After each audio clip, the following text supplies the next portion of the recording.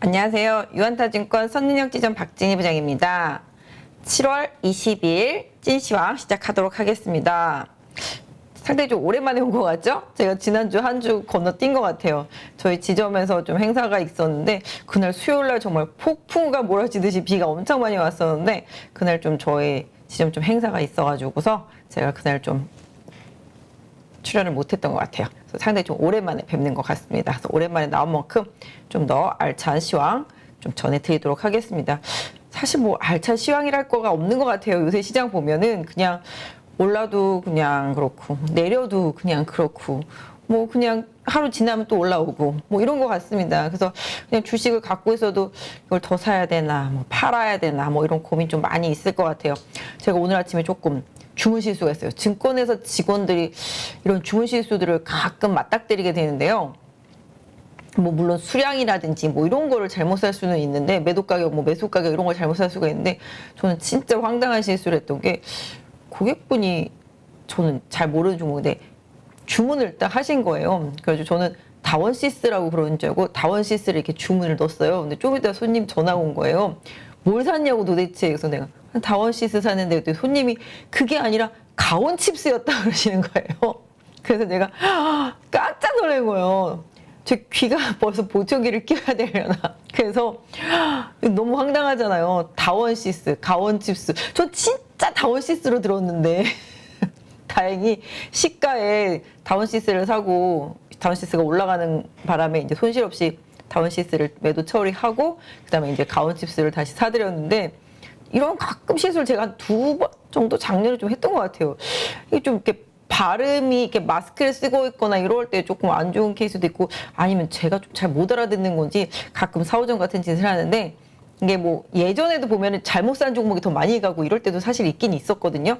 근데 정말 좀 하면 안 되는데 좀 이런 실수를 해서 좀 되게 황당했었는데 일단 좀 이름이 좀 듣기 비슷한 게 있어가지고서 상당히 힘들었던 것 같아요. 코스닥이 좀 그런 종목들도 좀 많이 있거든요. 이름 비슷한 거 이렇게 잘못 쳐가지고서 잘못 매수했는데 그게 상한가 간 종목들도 사실 있었던 경험도 사실 있거든요. 그래서 좀 종목의 이름을 좀 칠 때 잘 쳐야 되겠다. 비슷한 이름들도 많고 끝자리만 좀 다른 것들도 많기 때문에 그런 부분들 사실은 좀 많이 주의가 좀 필요한 것 같습니다. 그래서 오늘 좀 처음에 조금 기분을 좀 풀어드리려고 좀 말씀을 드렸는데 사실 최근에 시장 보시면 아시겠지만 뭔가 하방으로는 경직된 느낌? 이런 느낌 받으실 거예요. 악재가 나와도 그렇게 좀 시장이 받아들이지 않고 또 호재가 나오면 또 강하게 반응을 하고 이런 모습들이 좀 나타나고 있습니다. 그만큼 바닥이기 때문에 악재에 좀 둔감해지기 시작했다라는 느낌 아마 받으실 것 같아요. 최근에 보시면 네이버나 뭐 현대위아나 뭐 이런 종목들이 목표 주가 하향하는 레포트가 나왔는데도 불구하고 오히려 다시 강하게 반등하는 흐름들이 좀 나타나고 있는 모습 보실 수가 있겠고 게임주들 같은 경우도 뭐 최근에 본 펄어비스 같은 경우도 뭐 목표 주가 막 하향하고 그랬는데 안 빠지더라고요. 보니까 더 이상 그런 모습들이 좀 나타나고 있습니다. 그래서 그만큼 시장이 악재보다는 좀 호재에 더 민감하게 반응을 하고 있고요. 그 다음에 뭐 빠져도 그 다음날 또 바로 회복하는 케이스들이 좀 많이 나타나면서 어느 정도 좀 하반 경직에 대한 기대감을 좀 살려주고 있는 것 같습니다. 아시다시피 뭐 어제 같은 경우는 시장이 좀 뭐랄까요, 미국 시장 이런 부분들이 오늘 아침에 좀 영향을 많이 줬는데 미국 같은 경우는 아마 뭐 아실 것 같아요. 넷플릭스 실적이 되게 공포였었잖아요. 넷플릭스가 예전에 700불에서 한 150불까지 빠졌었으니까 상당히 공포였었는데 뭐 뚜껑 열고 보니까 뭐 이 정도면은 뭐 주가 빠진 거 대비하니까 어차피 뭐 그냥 견딜만 하다 뭐 이런 느낌의 뉘앙스였던 것 같아요. 그러다 보니까 오늘 콘텐츠라든지 게임이라든지 뭐 엔터 이런 쪽들이 좀 강하게 반응을 했죠. 플랫폼도 마찬가지가 되겠고 그 다음에 계속 시장에서 가장 힘들게 하는 게 이제 경기 침체에 대한 우려감. 그 다음에 미국의 이제 다음 주에 있을 금리 인상 폭에 대한 우려감. 이런 부분들이었었고, 이제 러시아가 이제 유럽에 가스 공급하는 걸 중단했던 그런 부분들로 인해서 유럽 경기에 대한 우려감. 이런 부분들이 좀 많이 컸다라고 보시면 좋겠습니다. 또 특히 최근에 이제 뭐 애플 때문에 어제죠. 애플 때문에 시장이 또 관련되어 있는 뭐 LG 이노텍이나 BH가 좀 빠지기도 했었잖아요. 어제 오늘은 다시 또 뭐 LG 이노텍 많이 반등을 했습니다만은 그러니까 애플도 이제 감원을 한다. 이게 보면 대기업들이 계속 감원 하는 거거든요. 그래서 뭐 천하의 애플도 감원을 하네, 경기 침체가 뭐 이런 식으로 시장이 좀 해석을 하기도 했었는데 어떤 면에서 보면 기업들이 미리 하는 거죠. 선제적으로. 그러니까 뭐랄까요? 장이 안 좋을 것 같다? 뭐 장이 안 좋을 것 같다가 아니라 이제 시장, 경기 이런 부분에 대한 거에 대한 우려감이 뭐 기업들도 느끼는 게 있겠잖아요. 지금 뭐 매출이 뭐 줄고 있다라든지 뭐 이런 부분들 그런 부분들로 인해서 뭔가 좀 구조적으로 조정을 뭐 선제적으로 해야 되니까 비용적인 부분들을 많이 줄이려고 하는 부분이요. 사실 뭐냐면은 고정비라는 거잖아요. 임금이라는 거는 매출이 좋든 안 좋든 간에 임금이라는 그 고정비를 제어하기 위해서 기본적으로 기업들은 몸집을 자꾸 고정비를 줄이려고 하는 거죠. 예전에 제가 몇 번 말씀드린 것 같아요. CEO가 경기가 안 좋을 때 가장 큰 덕목은 비용 통제를 어떻게 하느냐. 이게 CEO의 가장 큰 덕목이거든요. 그러니까 CEO들은 비용을 줄여서 위기에 대응하고자 하는 노력들을 계속 하는 거죠. 그러다 보니까 글로벌 대기업들, 이제 메가테크 기업들이 계속 그런 식으로 구조조정을 해나가는 상황 속에서 시장이 좀 침체된 우려감을 먼저 좀 기반영했었다라고 보실 수가 있겠는데, 사실 뭐 애플이 뭐 구조조정 지난번에 테슬라도 했잖아요. 뭐 메타도 하고 또 어디죠? 반도체 회사죠. 다 했습니다. 인텔도 했었나요? 아무튼 어쨌든 간에 테슬라도 하고 다 했었는데, 그렇기 때문에 시장에서는 이런 부분들에 대한 우려감을 뭐 계속, 왜냐하면 미국 같은 경우 소비가 미덕인 나라인데 뭐 고용이 줄어들면 임금이 줄어들고, 임금이 줄어들면 소비가 줄어들고, 소비가 줄어들면 기업 실적이 나빠지고, 이런 악순환의 고리를 계속 생각했었는데, 사실 최근에 발표된 미국의 소비 지표라든지 소매 지표 이런 것들, 그 다음에 이제 뭐 임금 이런 부분들 봤을 때는 아직까지는 좀 견조하다. 실업률 지표도 마찬가지가 되겠고, 뭐 물론 최근에 좀 실업수당 청구 건수는 계속 좀 올라가고 있는 상황이긴 합니다만은, 아직까지는 미국은 그 부분에 있어서는 좀 견조하다라는 느낌, 이런 부분들이 좀 시장에서 아직까지는 괜찮다 이렇게 좀 받아들여지고 있는 것 같고요. 그 와중에 이제 유럽에서 지금 요번에 이제 금리 인상하는 부분도 이제 0.5 정도 인상할 것으로 좀 예상이 되잖아요. 그러다 보니 이제 미국 달러와 유럽과의 이제 페리티 1이 깨졌던 부분들이 다소 좀 완화되는 것에 대한 기대감, 이런 부분들이 좀 작용을 하고 있습니다. 그래서 유로화가 약세로 가는 부분은 상당히 유럽 경기에 더 많이 안 좋습니다. 그러다 보면 이제 금리 인상을 제때 못해서 물가가 계속 올라가는 것을 방치할 수밖에 없는 부분이 되겠고, 그렇다고 물가를 잡겠다고 금리를 계속 인상하려다 하다 보면 뭐 이태리라든지 이런 쪽이 좀 안 좋아질 수 있는 부분들 있기 때문에 유럽도 상당히 좀 힘든 구간이었었는데요. 일단 뭐 푸틴 쪽에서도 지금 보시면 아시겠지만 가스 아시다시피 이제 노드스트림 1 다시 또 이제 공급할 것으로 좀 알려지면서 어제 미국 시장이 급등을 한 상태가 되겠고, 뭐 일정 부분 좀 금융 제재를 살짝 이제 러시아 쪽이 좀 풀어주는 그런 제스처들이 나오면서 뭔가 좀 살짝 주고받기 시작했다. 뭐 이런 느낌 보실 수 있을 것 같아요. 뭐 국내적으로는 뭐 앨런 장관이 왔다 가면서 통화 스와프까지는 아니지만 위기 뭐 그럴 때 이제 어느 정도 이제 융통성을 좀 발휘할 수 있다라는 뭐 그런 내용들 좀 어제 좀 나오기도 했었습니다. 그래서 그런 부분들이 있었고, 뭐 어제 성일하이텍 공모하면서 뭐 펫배터리 관련주들이 좀 많이 올랐었다가 오늘도 장 초반에 좀 많이 올랐다가 후반에 조금 밀리긴 했습니다만은 그런 부분들이 계속 시장에서 영향을 줬다라고 보시면 좋겠습니다. 그래서 궁극적으로 미국의 반도체 지원법 이제 통과될 것에 대한 기대감, 이런 부분들이 좀 시장에서 영향을 주면서 어제 미국의 반도체 좀 많이 올랐던 상태였었는데요. 사실 반도체 미국에 이제 공장 짓고 생산하는 업체들한테는 뭐 보조금 지원하고 뭐 이런 부분이 되겠습니다. 그동안 이제 팹이 없는 팹리스 업체들 같이 그런 기업들은 왜 차별적으로 쟤네만 도와주냐 뭐 이런 부분들이 있었는데요. 일단은 뭐 요번에 좀 찬성하는 분위기로 좀 많이 바뀌었다고 해서 그게 통과되면은 긍정적일 것이다. 뭐 이런 얘기들이 나오면서 뭐 미국의 반도체들이 많이 올랐었는데요. 우리나라 업체들 같은 경우는 좀 어제 좀 선반영이 됐던 부분들이 좀 있었기 때문에 그저께죠. 그래서 선반영이 됐던 부분들, 그다음에 또 오늘도 초반에 좀 반등을 하는 모습들이 좀 나타나면서 전반적으로 그 흐름을 따르긴 했습니다만 후반에 갭상승했던 지수 갭상승했던 부분을 매꾸로 내려오는 선물의 영향 때문에 전반적으로 종목들은 조금씩 밀리는 양상으로 좀 마감이 됐습니다.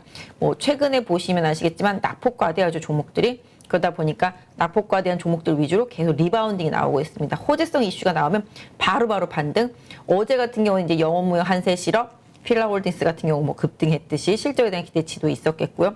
그런 부분들이 있었겠고, 최근에 바이오 섹터 같은 경우도 이제 성장주 섹터잖아요.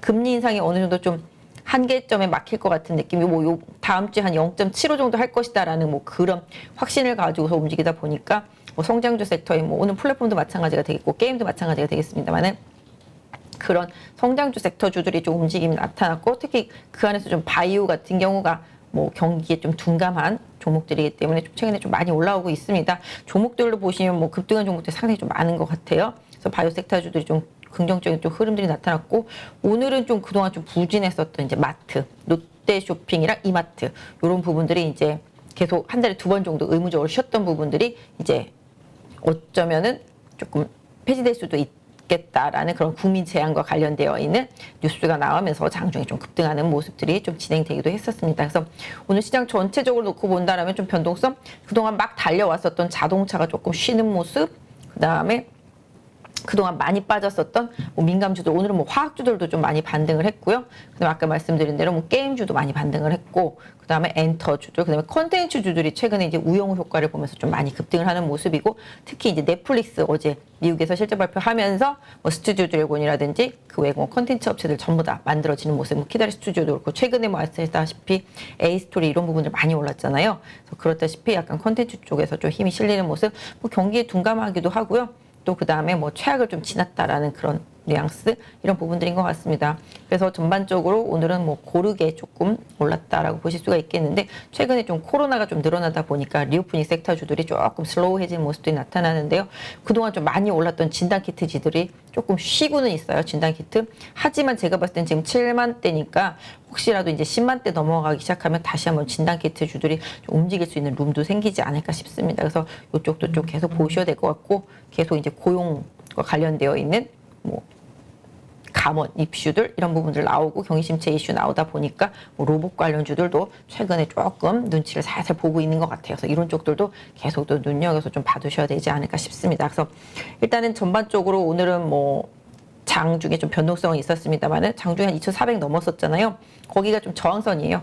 2,400 넘었다가 좀 밀려 내려와서 마감이 된 상태지만, 뭐 그렇게 뭐 부담스러운 조정, 물론 오늘 상승으로 마감됐기 때문에 부담스럽다라고 보시지는 않겠습니다만은, 궁극적으로 괜찮았다라고 보실 수가 있겠습니다. 그래서 일단 최근에 좀 줄었던 신용 잔고도 또 다시 조금씩 늘고 있긴 합니다만은, 최근에 좀 거래대금이 많이 줄었습니다. 이 거래대금이 상당히 좀 중요해요. 시장에 있어서 거래대금이 늘지가 않으면 시장이 고르게 균일하게 갈 수가 없어요. 왜냐면 거래대금이 일정하다 보면은 코 안에서 거기서 뺑뺑이 돌 거 아니겠어요? 이거 오르면 저거 빠지고, 저거 빠지면 이거 오르고, 이런 식으로 다 같이 올라가기도 쉽지 않다라는 거죠. 그래서 이 거래대금이 계속 늘어나야 되는데, 거래대금이 최고치 대비하면 지금 한 5분의 1 토막 정도 나 있기 때문에 빨리 좀 거래대금이 늘어나야 되는데, 결국은 그러려면 뭐 외국인 자금이 들어와야 되겠습니다.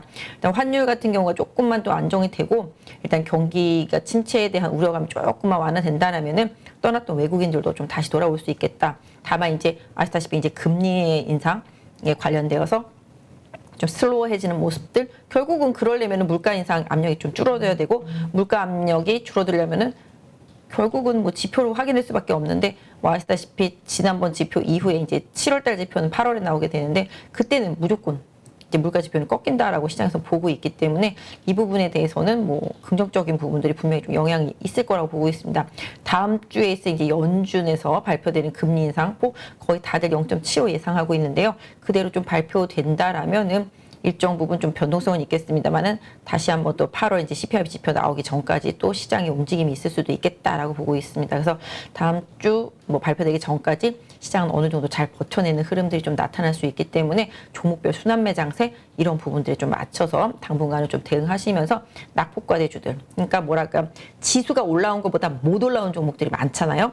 그러니까 지수 대비 언더간 종목들을 매수해서 단기 트레이딩에서 지수 쪽으로 근접할 때 매도하는 전략, 이런 트레이딩 전략을 종목별로 좀 쓰시는 게 좋을 것 같고, 지수보다 오버되어 있는 종목들은 좀 약간 쉬어갈 수도 있는 흐름, 이런 부분들. 뭐 물론 다음 주에 이제 연준그 발표 때 뭔가 좀 긍정적인 부분들이 있으면 한 번 더 슈팅할 수도 있겠습니다만은, 일단은 조금 눈높이를 맞춰가는 작업들이 당분간 좀 이어질 수 있겠다. 그러니까 오버된 거는 조금 멈춰 있고, 언더한 것들은 올려주는 그런 흐름들을 계속 예상해 볼 수 있기 때문에, 상대적으로 지수 대비해서 덜 오르고 못 오른 종목들, 이제 종목들의 이제 순환매 이런 흐름들, 오늘 그런 의미에서 아마 좀 화학주들 좀 올라왔다라고 봐주시는 게 맞겠죠. 그래서 전체적으로, 그리고 자동차가 그래서 조금 쉬었다고도 볼 수 있겠고, 그래서 이런 부분들로 해서 그동안 좀 덜 올랐던 종목들, 이제 코스닥 위주로도 좀 계속 종목 장세가 펼쳐지고 있기 때문에, 당분간은 오히려 좀 하방에 대한 리스크를 고민하기보다는 내가 갖고 있는 종목이 시장을 못 따라하는 거에 대한 리스크 관리 이런 부분들이 좀 필요하다고 보실 수도 있을 것 같아요.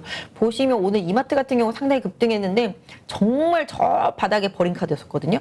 롯데쇼핑도 최근에 많이 빠졌었고, 하지만 아까 말씀드린 그런 국민제한 이슈가 나오자마자 급등하면서 남들이 한 며칠 동안 올라갔던 거를 한 방에 다 만회하는 흐름들, 이런 흐름들이 시장의 바닥에서는 계속 나타납니다. 그렇기 때문에 지금은 어느 정도 추세가 좋은 거를 사고 아니면 추세가 좋은 거를 시장 때문에 흔들릴 때 매수하는 전략도 중요하겠습니다만은 낙폭과대주들의 순환매도 분명히 트레이딩적으로는 이용해 보시는 게 좋은 구간이다라고 좀 말씀드릴 수 있을 것 같아요. 일단은 제가 좀 보면서 좀 얘기를 해보도록 하겠습니다. 자꾸 핸드폰이 오서 문제 올 때마다 울려서 제가 뒤로 치웠습니다.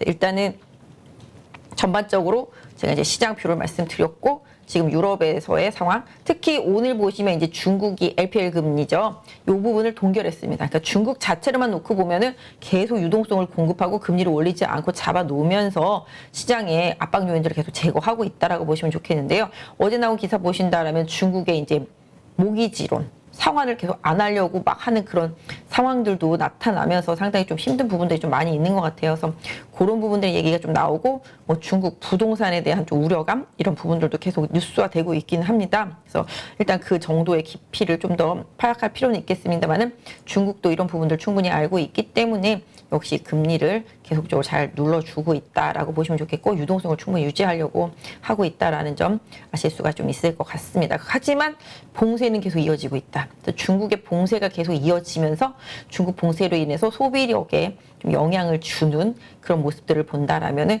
국내 이제 관련 산업들이 좀 힘들어하는 그런 상황이 좀 더 이어질 수도 있겠죠.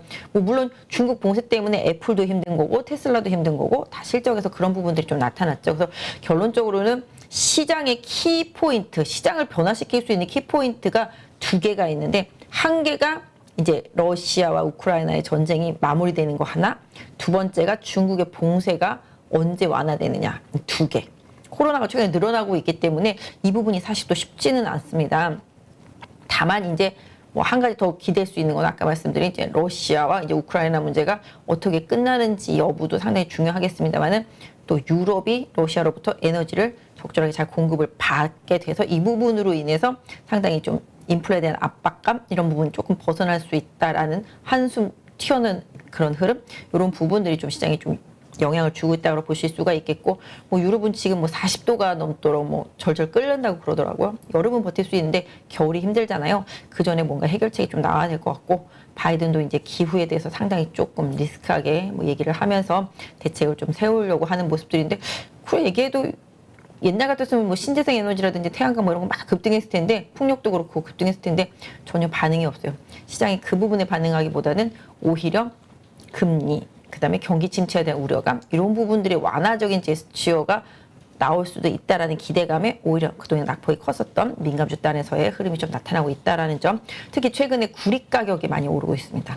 이 구리 가격이 올라간다는 것 자체가 경기의 회복에 대한 기대감, 이런 부분들을 선반영하고 있다라고 보시면 되겠습니다. 구리라는 게 이제 아시다시피 뭐 여러 가지 가전제품이라든지 이런 데 좀 많이 들어가고요. 민감한 비철금속이라고 보시면 좋겠습니다. 그래서 구리 가격이 움직인다는 것은 시장에서는 이제 뭐 유가도 마찬가지가 되겠습니다만은 기본적으로 긍정적인 경기에 대한 시그널, 이런 것으로 과거에도 좀 계속 받아들여졌고요.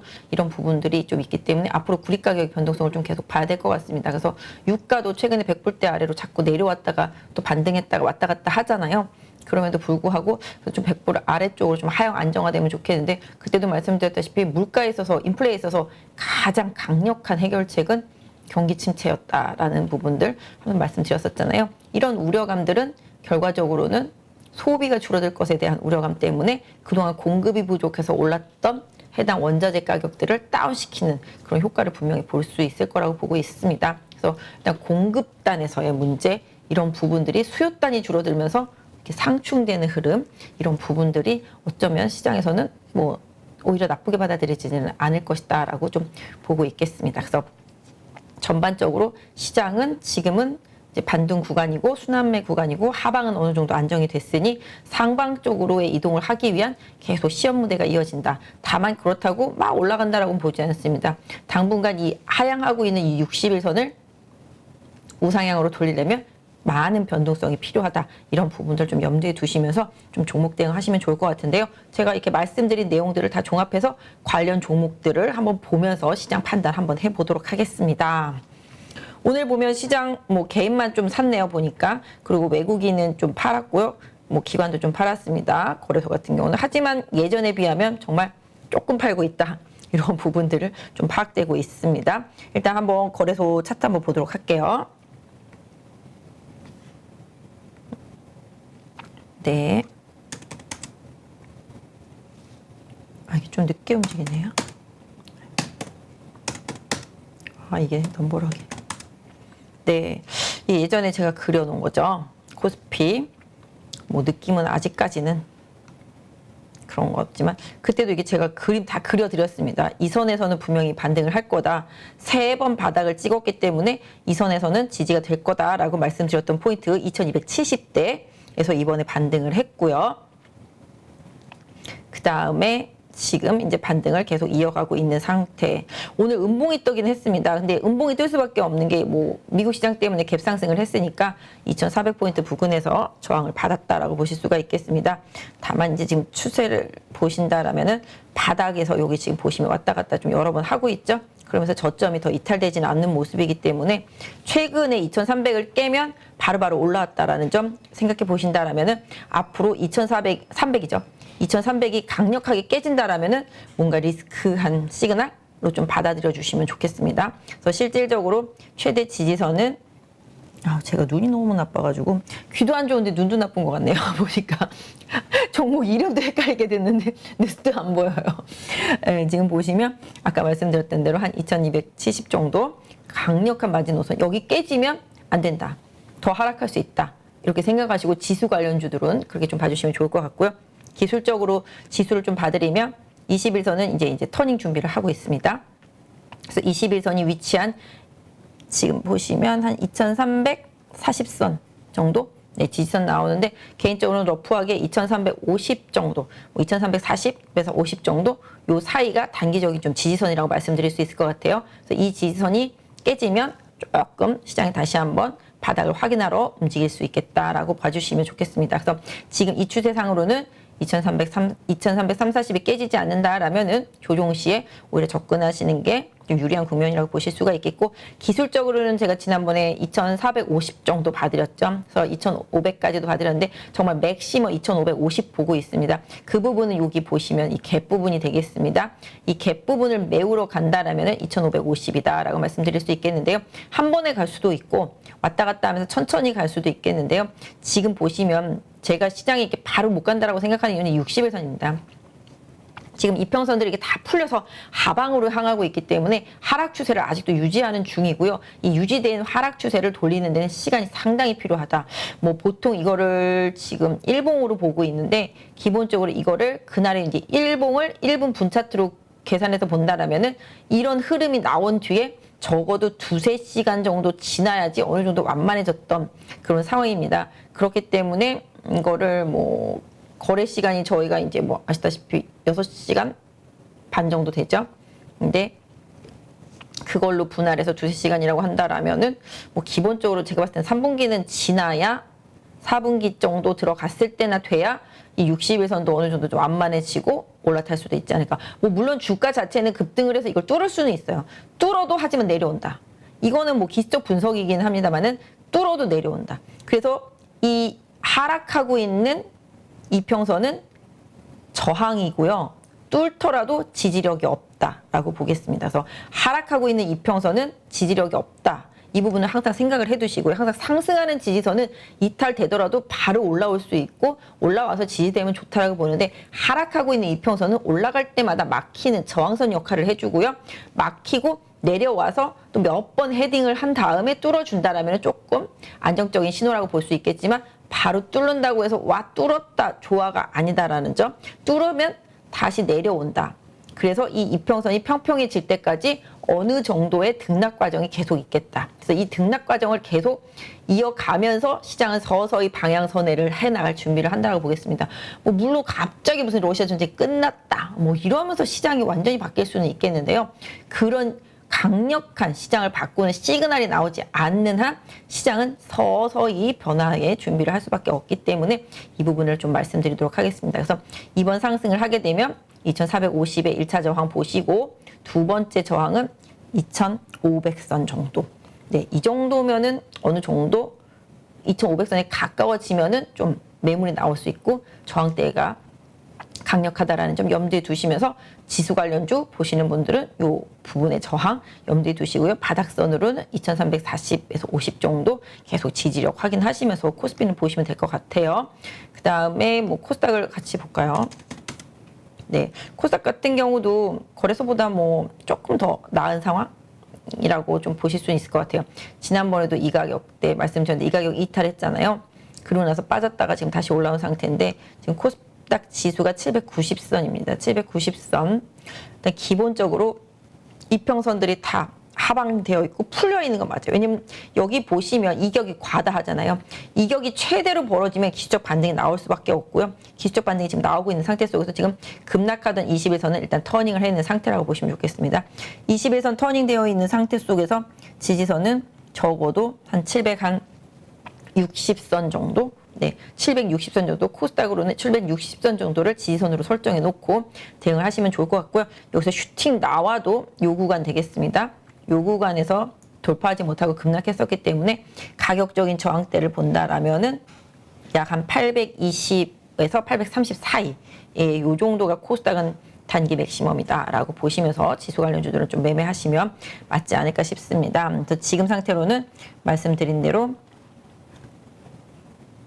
흐름상 여기 20에선 터닝되어 있는 760선 정도 지선 생각하시고요.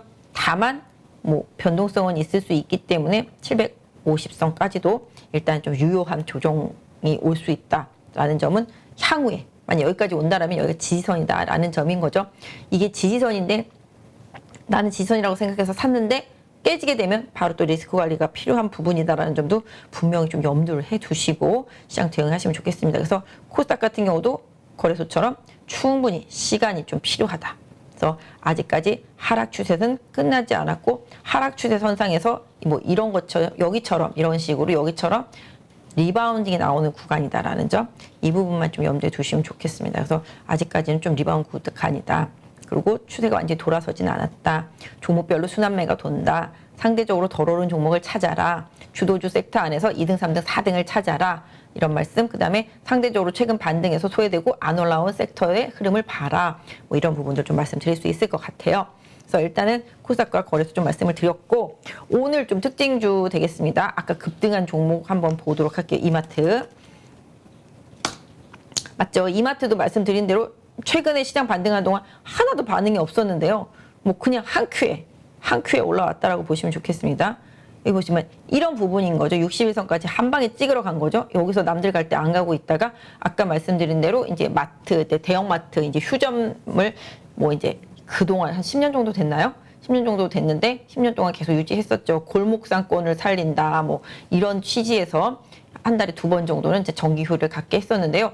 사실 시민들이 많이 불편해했던 건 사실입니다. 꼭 마트 가려고 하면 마트가 휴일이었다라는 얘기를 저도 주변에서 많이 듣곤 했는데 골목상권을 살리기 위해서 일단은 대형마트가 놀았더니 그렇다고 골목상권이 많이 좋아졌느냐? 그 수치적으로는 그러지 않았다고 그래요. 그럼 대형마트가 놀기 전에 미리 가서 이제 장을 봐온다거나 이런 흐름들이 좀 있기 때문에 오히려 또 저 골목상권들이 더 오히려 줄었다는 얘기들도 사실 있었어요. 왜냐면 대형마트를 가느라고 나온 김에 또 주변에서 뭔가 뭐 먹기도 하고 사기도 하고 뭐 이런 부분들도 같이 있을 수가 있는데 대형마트가 놀면 오히려 좀 나가질 않으니까 그래서 그런 부분들 때문에 딱히 뭐 전통시장이라든지 주변 골목상권에서 뭐 생계를 하시는 분들이라면은 제 말이 틀렸다라고 말씀하실 수도 있겠지만 저도 뭐 소비자 입장에서 봤을 때는 좀 불편함이 분명히 있고 그걸로 인해서 골목상권에 크게 엄청나게 수혜가 있지는 않았다라는 저도 이렇게 뭐 기사라든지 여러 가지 수치 데이터 이런 부분들을 좀 봤기 때문에 말씀드리는 거니까 뭐 그거 갖고 틀렸다고 뭐라고 하지 마시고요. 아무튼 간에 그랬다는 얘기가 계속 있었기 때문에 이게 이제 국민 제안으로 올라왔다라고 보여지고 있습니다. 그래서 이렇게 된다라면은 이마트에 대해서도 조금 판단이 달라질 수 있겠고, 그다음에 이마트 같은 경우도 이제 스타벅스가 그동안 이제 환율이라든지 그다음에 뭐 원두, 뭐 원재료 가격, 뭐 해외에서 수입하는 부분들에 대해서 피해를 좀 많이 보고 원가 부분들이 좀 생겼다라는 부분들이 있었는데, 역시 환율은 좀 피해갈 수 없겠습니다만은 최근에 이제 곡물 가격들이 뭐 다시 또 유럽의 뭐 우크라이나가 뭐 뜨거워가지고 뭐 작물들이 안 된다 뭐 이런 얘기들도 사실 나오고 있긴 합니다만은 좀 최근에 조금 안정 분위기였었거든요. 뉴스를 어떻게 믿어야 될지 모르겠어요. 뭐 곡창지대가 워낙 좋아서 작황이 좋아서 뭐 곡물이 넘쳐나네 그랬던 것도 얼마 전이고, 또 여기가 뭐 포화가 집중돼가지고 폭삭 다 타들어갔다라는 것도 또 얼마 전이고, 그러다가 또 좋다고 그랬다가 또 지금은 또 이제 땡볕이라서 또 곡물 작황이 안 좋을 것 같다고 그랬다가, 이게 말이 맨날 바뀌어요. 지금 보시면 음식료 섹터주도 오늘 제일제당이나 농심이라든지 뭐 롯데칠성 이런 것들 빠지긴 했는데, 기본적으로 최근에 좋다 그랬었거든요. 왜냐하면 경기 침체에 가장 식음료 섹터주들이 덜 민감하기도 하고요.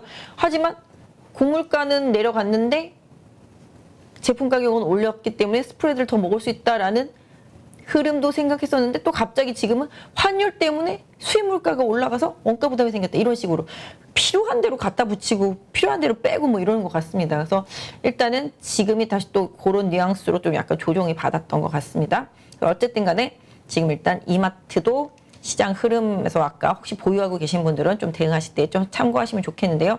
일단 차트로만 좀 말씀드려 볼게요.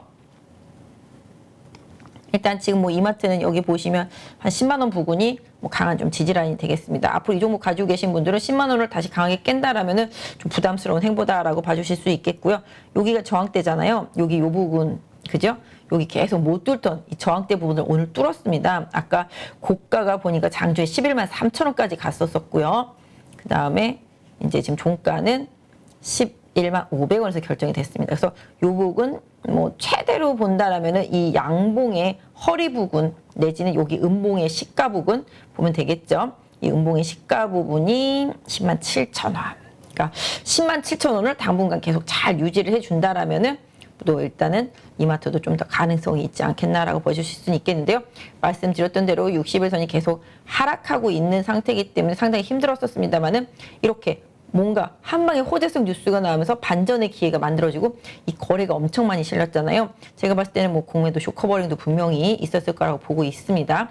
이런 식으로 대량 거래가 터지고 나면은 뭔가 전환의 계기가 되는 케이스들이 좀 많습니다. 그래서 이런 식으로 몇 번을 좀 등락하다 보면은 이 60일선이 완만해지겠고, 그 다음에 돌아서는 흐름 나올 수 있겠습니다. 뭐 국민 제한이 뭐 통과 안 될 수도 있으니까 그 부분은 또 어떤 면에서 보면 리스크일 수도 있겠습니다만은, 지금 그런 부분 얘기가 나왔다는 것 자체가 이마트나 롯데 쇼핑한테는 긍정적인 부분이라고 보실 수가 있겠습니다. 그래서 뭐 이마트 같은 경우는 기술적으로만 놓고 본다면 여기 한 12만 원 부근이 단기적으로는 좀 최대 저항이다. 여기 이 부근의 저항 보실 수가 있겠고, 여기가 계속 저항대를 보이다가 뚫고 올라간 자리라서 다시 깨고 내려오면 안 되는 자리였는데 깨지면서 이제는 저항대가 됐습니다. 그래서 12만 원이 일단은 이마트의 최대 단기 저항대다라고 보시면서 매매하시면 좋겠습니다.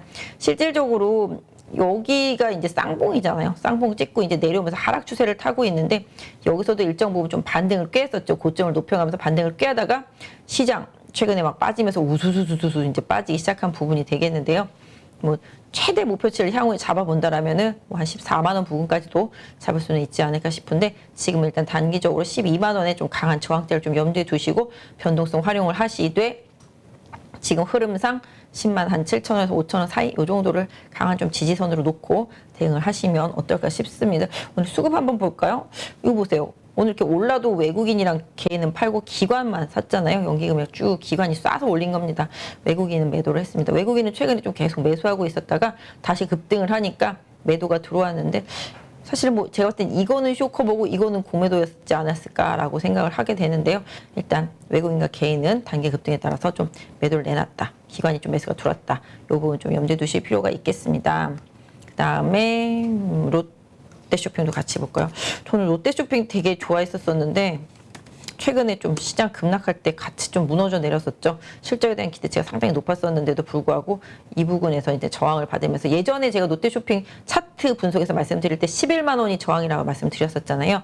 11만 원까지 갔다. 왜냐면 이 구간에 고점에 여기서 막힌 거잖아요. 그러니까 기법 분석은 직전에 계속 저항을 받았던 저항대를 그 다음 올라갈 때 다시 저항대로 놓고 분석하시면 되는데, 그러니까 작년에 가을에 여기서 보시면 이렇게 2번 정도 11만 원 돌파 시도하다가 급락한 상황이었기 때문에 이번에 올라갈 때도 11만 원에서 막힐 수밖에 없는 구조였었습니다. 롯데쇼핑 11만 원에 막혔기 때문에 다음번 올라갈 때도 11만 원이 저항이다 라고 봐주시면 좋겠습니다. 다만 이제 이 11만 원을 뚫으면 좀 추세를 전환시키려고 하는 노력의 움직임이라고 보시면 맞지 않나 싶습니다. 최근에 아무튼 뭐 경기 침체 우려감이라든지 기타 등등으로 해서 좀 많이 빠졌었는데요.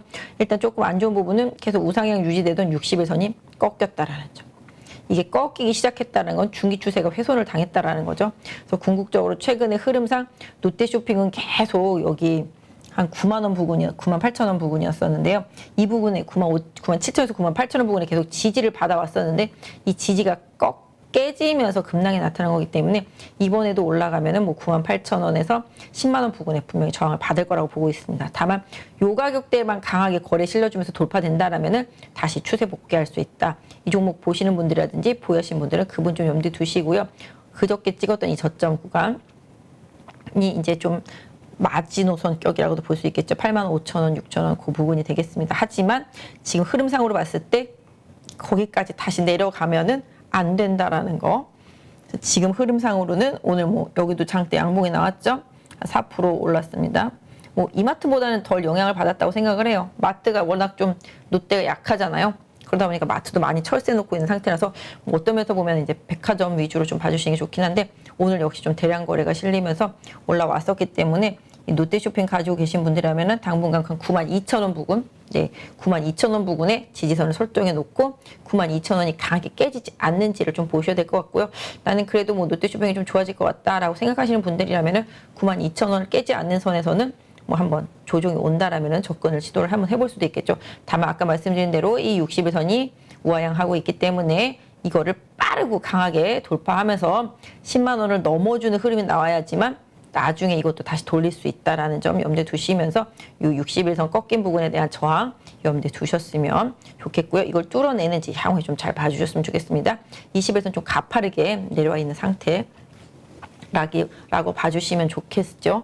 그래서 일단은 지금 뭐 수급만 여기도 한번 다 봐드린다면은 역시 오늘 외국인과 기관 좀 팔았고 역시 기관이 샀습니다. 사모펀드랑 연기금 등이 좀 사면서 흐름을 좀 기관이 만들어줬다라고 보실 수가 있겠고 그동안 좀 매수하던 외국인들은 오늘 좀 팔았다라고 봐주시면 좋겠습니다.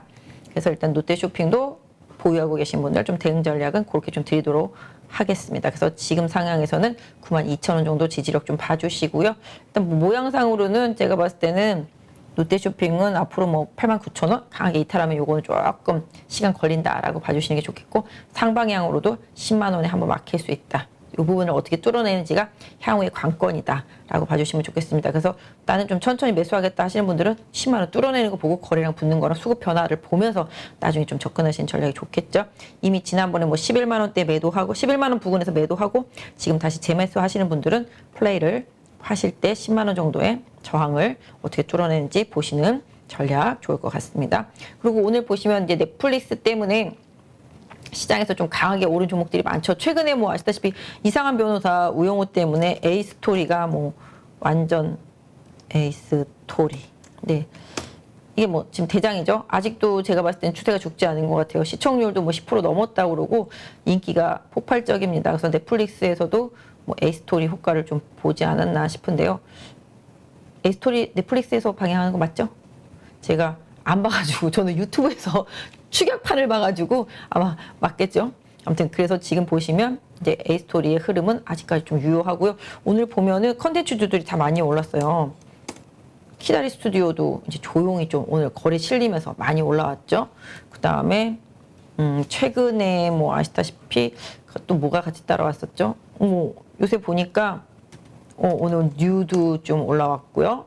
그 다음에 쇼박스도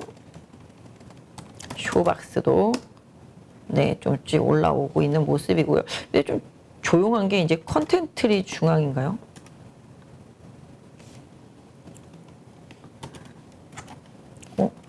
어디 갔죠? 중앙으로 쳐야 되나? 아, 콘텐트리군요. 죄송해요. 콘텐트리 중앙 같은 경우도 바닥에 쳐져 있는데 이건 좀 극장 때문에 그렇죠. 메가박스 그죠? CGV랑 같이 지금 헤매고 있습니다. 코로나 때문에. 근데 이쪽도 나중에 좀 컨텐츠 역량을 좀 생각해 볼 필요가 있겠는데, 아무튼 시장에서 지금 너무 많이 빠져 있고요. 낙폭과대 상태에서 지금 아직까지 좀 바닥에 있는 상태이긴 하고, 그 다음에 오늘 이제 스튜디오 드래곤.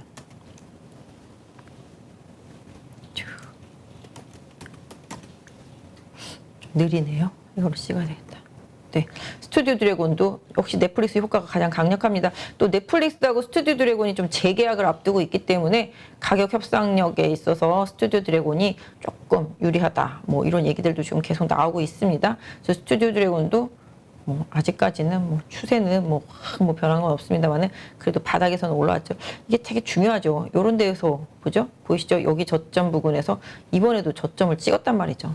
그러니까 기술적 분석상으로는 좀 용기 내보는 시점들이 이런 것들에 걸릴 때 용기를 내는 되는 시점들이긴 한데요. 일단 저점 찍고 올라온 상태. 스튜디오 드래곤이 오늘 좀 많이 올랐기 때문에 그리고 또 많은 분들이 좀 관심이 있을 수도 있기 때문에 한번 봐드릴게요. 아, 제가 이걸 왜 이렇게 확대를 못하지? 오늘 윗꼬리가 살짝 좀 달렸죠. 역시 뭐 지금 스튜디오 드래곤 제가 봤을 때는 여기 8만 원 부근에 좀 강한 저항대가 있고요. 여기 갭이 생겼잖아요. 오늘 갭 상승하는 바람에 스튜디오 드래곤 같은 경우는 당분간 여기 7만 한 4천 원 정도 되겠습니다. 7만 4천 원 지지선으로 생각하시면 좋을 것 같아요. 조정을 받더라도 요거 안 깨는 수준에서 받고 다시 가면 방향성 따라가시면 되고, 요게 깨지면 뭐 최근에 찍었던 지지선대인 7만 1,000원 부근? 네, 이 부분을 좀 강한 지지선으로 생각해 놓고 일단 스튜디오 드래곤을 좀 대응하시면 좋을 것 같아요. 그래서 스튜디오 드래곤이 넷플릭스랑 어떤 재계약에 있어서의 유리한 입장으로 계약하는지에 따라서 주가의 흐름도 좀 변할 수 있다라고 보실 수가 있겠습니다. 최근에 보시면 연기금은 팔기는 않는 것 같고요. 기관도 더 이상, 아니 외국인도 더 이상 막 매도보다는 매수 흐름 이어가는 것 같습니다. A스토리는 뭐 수급 보시면 기관, 사모펀드 다 팔고 있죠. 개인들이 사서 올리는 것 같아요. A스토리 같은 경우는 외국인도 뭐 관망하고 있는 상태나 마찬가지인 것 같고요. 그래서 기관보다는 약간 개별주기 때문에 개인의 힘, 약간 요새는 좀 세력형 종목들, 테마주들 그런 흐름을 좀 따라가고 있는 것 같아요. 오늘 보시면은 뭐 키다리 스튜디오도 마찬가지가 되겠고요. 뭐 쇼박스 같은 경우는 이게 그나마 조금 기관의 흐름이 좀 많이 들어와 있네요. 외국인이랑 뭐 영화 쪽. 쇼박스도 뭐 드라마도 다 같이 하고 있습니다만은 아까 말씀드린 뭐 뉴도 마찬가지가 되겠고, 뉴는 연기금을 꾸준히 계속 샀거든요. 왜 맨날 2만 주씩 샀는지 그것을 한번 물어보고 싶은데요. 계속 맨날 2만 주씩 샀습니다. 그럼에도 불구하고 좀 주가가 상당히 부진했었고 계속 외국인 매도도 있었고 개인 매도도 있었는데요. 조금씩 뭐 바닥은 좀 잡아가는 모습들이 좀 나타나고 있긴 합니다만은 아직도 뉴도 좀 갈 길이 멀죠. 결국은 좀 코로나 줄어들고 영화 이런 부분들에 있어서 좀 긍정적인 부분들이 향후에 좀 지켜줘야지만 뭔가 좀 추세 변화가 있겠다. 아직까지는 뭐 차트를 보시면은 이 뉴 같은 경우도 이렇게 계속 하락 추세잖아요. 그죠? 약간 좀 좁혀드는 하락 추세예요.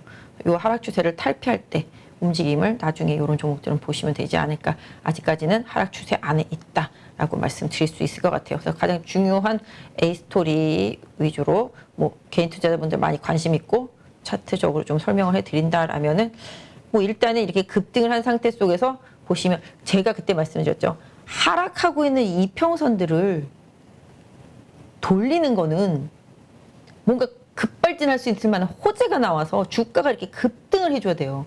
이렇게 급등을 해주면 이게 빠르게 돌아간단 말이에요. 주가가 여기서 빠져 이렇게 왔다리 갔다리 하면서 바닥을 잡고 돌리는 케이스도 있겠습니다만은 뭔가 호재를 동반해서 이렇게 급반등해주는. 그래서 거래소도 그렇고 코스닥도 그렇고 뭐 미국도 마찬가지가 됐고 그 막 하락하고 있는 60일선을 급격하게 돌리려면 러시아 문제가 해결된다라는 뭔가 호재가 나와야지만 이렇게 급격하게 돌릴 수가 있거든요. 그래서 아까 그런 부분들을 좀 짚어드린 거고, 일단 주가만 놓고 본다라면은 A스토리. 근데 사실 제가 듣기로는 A스토리가 돈을 많이 버는 게 아니라 이거를 방영한 아시잖아요. 스카이라이프 쪽하고 그 ETN인가요? 예, 그 회사하고 ENT인가?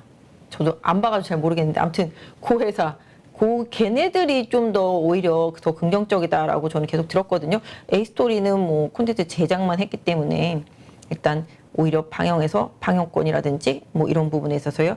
뭐 수익을 볼 수 있는 게 뭐 아시다시피 이제 스카이라이프다 또 그리고 거기에 발을 얹은 여러 가지 회사들이 많이 있었잖아요. 최근에 뭐 지니뮤직도 그렇고 뭔 지니 뭐 어쩌고 저쩌고 뭐 이런 것들 많이 있었잖아요. 그래서 그런 것들도 다 거기에 조금씩 뭐 투자를 했네, 뭐 거기 지분을 갖고 있네, 뭐 이런 것들이 그래서 좀 많이 오른 것 같은데 확실히 좀 시장이 안 좋을 때는 이런 테마주들이 성행하는 것 같은데 어쨌든 간에 A스토리는 지금 추세로 봤을 때는 일단은 고점 여기 보시는 바와 같이 저항은 받고 있습니다.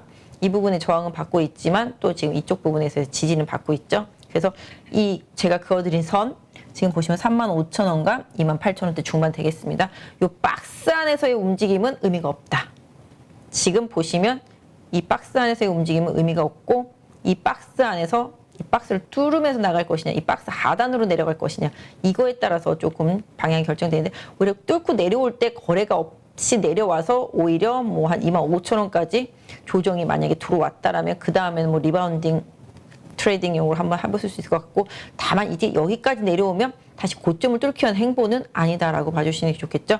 고점을 다시 뚫기 위한 행보는 지금 최근에 찍었던 이 가격대를 잘 유지해주면서 내려오지 않을 때 28,000원대를 잘 유지하시면서 내려오지 않고 거래 실으면서 다시 고점 뚫어줘야지만 방향의 전환이 확실하다라고 보실 수가 있겠습니다. 그래서 뭐 A스토리도 저는 이 가격에서의 박스권은 의미가 없다고 할 수 있겠지만 트레이딩 하시는 분들한테는 의미가 있을 수 있겠죠. 빠지면 사고 올라오면 팔고 이런 식으로 뭐 그런 의미가 있는 구간일 수도 있겠습니다만은 주가의 방향성에 있어서 제가 이제 의미가 없다라고 좀 말씀을 드린 거니까 그 부분을 좀 참고해 보시고요. 예전에 뭐 A스토리 고점은 이 구간에 있습니다. 49,000원, 5만 원 정도 되니까 그 부분 여기까지 가기 위해서는 좀 많은 에너지가 필요할 것 같은데요.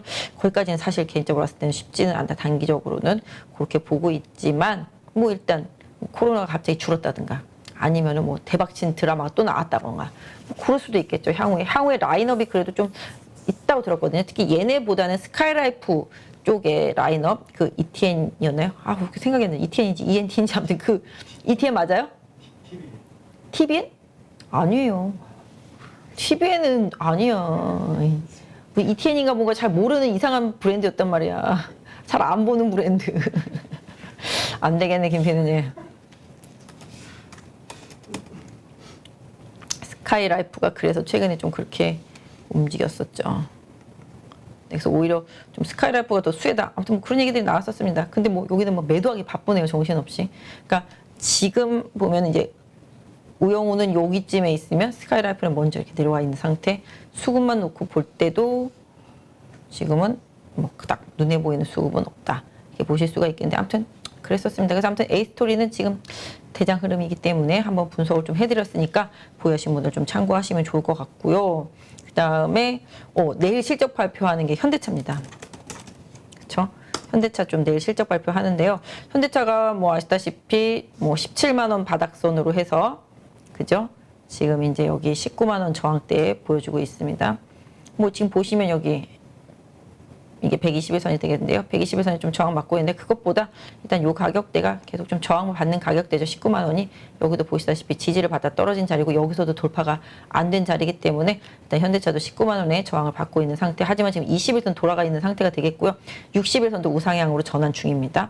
그렇기 때문에 현대차는 내려와도 이 가격대에 좀 지지를 받을 수 있다라는 측면에서 좀 봐주시면 좋겠습니다. 그래서 현재 현대차의 가장 강력한 지지 라인은 18만 원.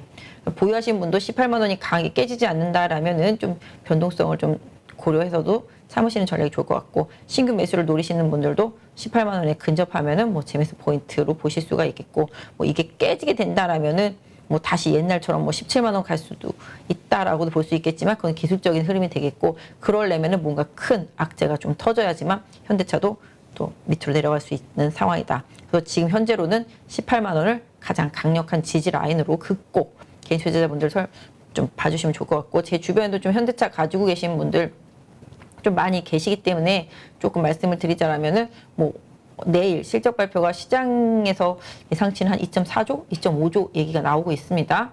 그러니까 뭐 그거보다 더 컨센서스 원래 컨센서스가 2조 대 초반이었었는데요.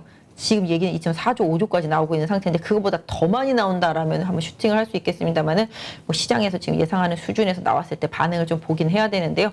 궁극적으로 일단은 저는 좀 가더라도 20만 원 부근이 단기에는 조금 걸리는 자리라서 그 부분 그 뒤에는 뭐 레포트라든지 외국인 수급 이런 부분에 좀 영향을 받겠습니다. 여기 좀 선 그어드린 거 보시면 예전에도 이거 그어드렸었잖아요.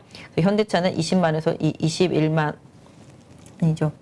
여기 21만 원에서 22만 원 사이 여기가 최대 매물대죠. 여기 보시면 돌파 시도하다가 못했기 때문에 여기 21만 원에서 22만 원 사이에 완전히 긴 거의 한 4달 정도의 박스가 형성되었던 부분에서의 매물대는 좀 고려해 주셨으면 좋겠습니다. 뭐 지금 현대차 같은 경우는 환율 효과를 좀 받겠고요. 그다음에 가전이나 모바일 쪽으로 들어가던 반도체들이 남아나다 보니까 이제 반도체 업체들이 이제 라인을 조금 바꿔서 약간 이런 자동차용 반도체 쪽으로 많이 돌리고 있다는 얘기가 나오죠. 그러다 보니까 자동차 반도체가 풀리기 시작했고요. 이 부분으로 인해서 매출이 이렇게 눌리고 눌렸던 이연됐던 부분들이 빵 터질 수 있기 때문에 당분간 가전 쪽이라든지 모바일 쪽 이런 쪽에서의 소비가 반도체 쪽에 늘어나지 않는다라면 자동차 쪽에서는 반도체로서의 수혜는 계속 좀 이어질 수 있기 때문에 매출 증가. 특히 또 이번에 또 무분기로 좀 타결을 했습니다. 그래서 노조와야 뭐 4년 연속이라고 그러더라고요. 오래 살다 보니까 그런 일도 있네요, 보니까. 그래서 이 부분도 좀 시장에서 긍정적으로 받아들여지는 것 같고요. 그래서 현대차, 기아, 최근에 또 같이 움직이는 게 이제 모비스, 뭐 현대위암, 만도, 그다음에 좀 중소형 주단에서는 뭐 화신, SL 이런 쪽들이 계속 현대차랑 방향이 좀 같습니다. 이런 부분들 좀 참고해 보시고요. 어차피 자동차를 많이 만들어야 부품사들도 가고 또 그래야 같이 가는 것들이 주가도 올라간다고 보겠고요. 특히 이제 미국의 이제 현대차 공장 이 부분에서 수혜를 계속 많이 받는 게 이제 화신이랑 SL 뭐 이런 쪽이다 보니까 그쪽에서도 좀 흐름이 계속 나오고 있는 부분이 되겠습니다. 최근에 상대적으로 좀 다른 종목들보다 흐름이 자동차 섹터, 자동차 부품주 섹터가 좋습니다.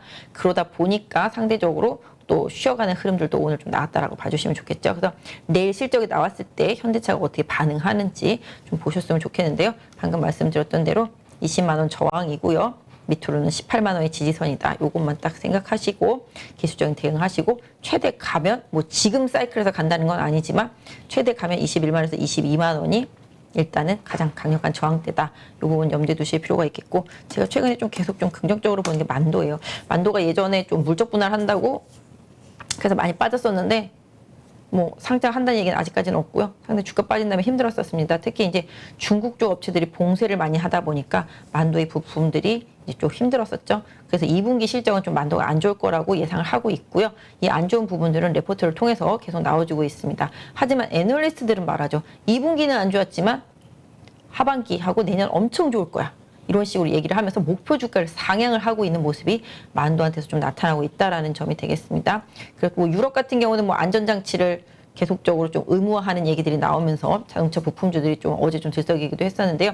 기본적으로 자율차, 전기차 쪽에 있어서 만도의 기술력 이런 부분들이 좀 상당히 중요합니다. 뭐 라이다 뭐 알고도 다른 것들도 계속적으로 만도 쪽에서 만들어내는 그런 기능적인 부품들이 시장에서 가장 뭐 긍정적인 방향으로 좀 나타나고 있다라는 부분이 되겠습니다. 사실 요새 현대위아 같은 경우도 증권사들이 실적이 안 좋아서 목표 주가를 좀 하향 조정했는데도 오히려 긍정적인 흐름을 보이고 있죠.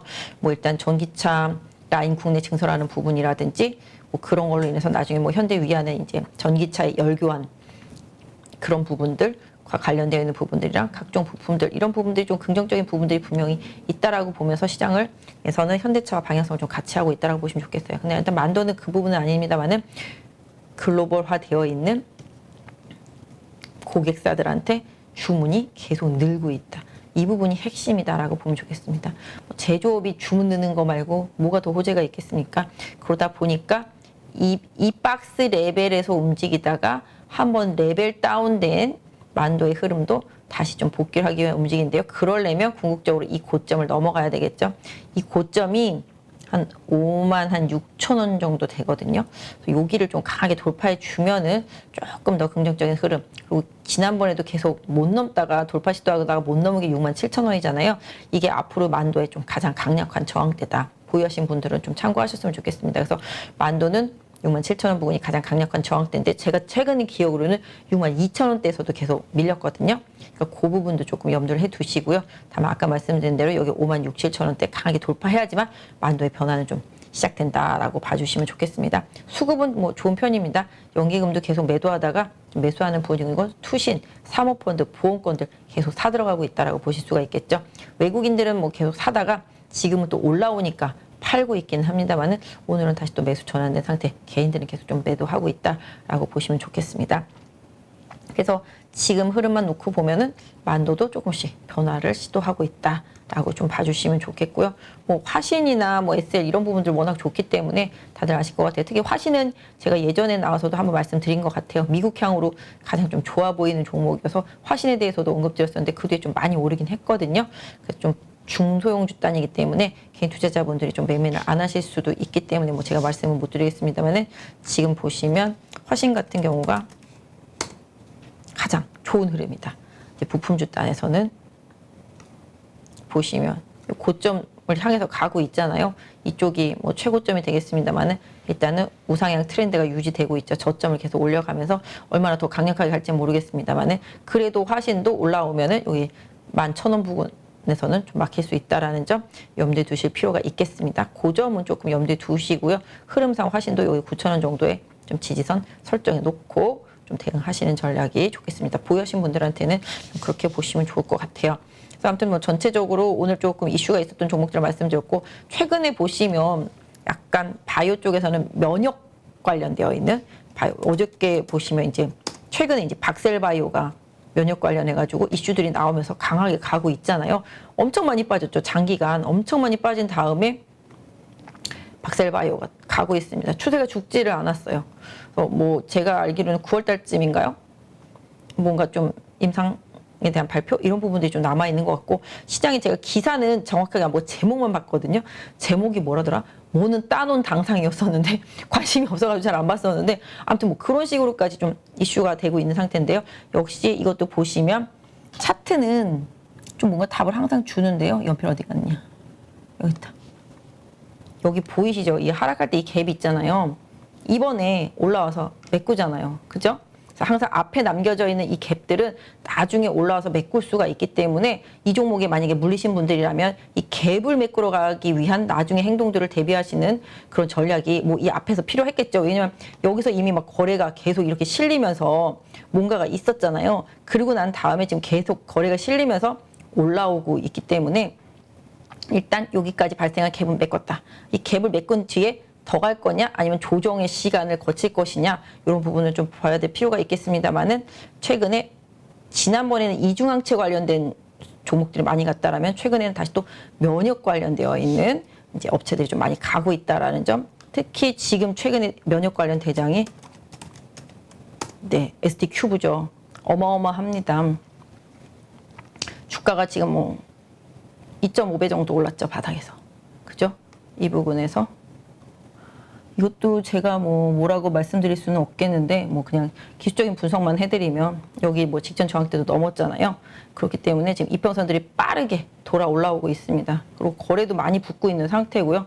지금 이것도 면역 관련되어 있는 업체인데요. 이 회사도 8월인가 9월에 뭔가 좀 발표되는 게 있는 걸로 알고 있습니다. 그래서 지금 바이오와 관련되어 있는 학계들이 8월, 9월에 계속 좀 있는 편이라서 좀 관련주들이 좀 슈팅이 나오고 있는 것 같아요. 이 회사 같은 경우는 좀 눈에 보이는 저항대는 여기 좀 그려드릴 수 있을 것 같아요. 뭐 설마 이것 뚫고 더 갈 수도 있겠습니다만 아직까지는 그렇게 말씀드릴 수가 있을 것 같고요. 지금 보시면 직전에 쓰리봉이죠. 여기 하나, 둘, 세 번. 그죠? 여기 하나, 둘, 세 번 저항 맞았던 그 가격대 넘어갔습니다. 그 가격대까지 넘어갔기 때문에 일단 보유하신 분들이라면은 한 12,000원에서 12,500원 선 정도를 좀 지지선으로 생각해 놓고 단기 대응하시는 게 좀 맞겠습니다.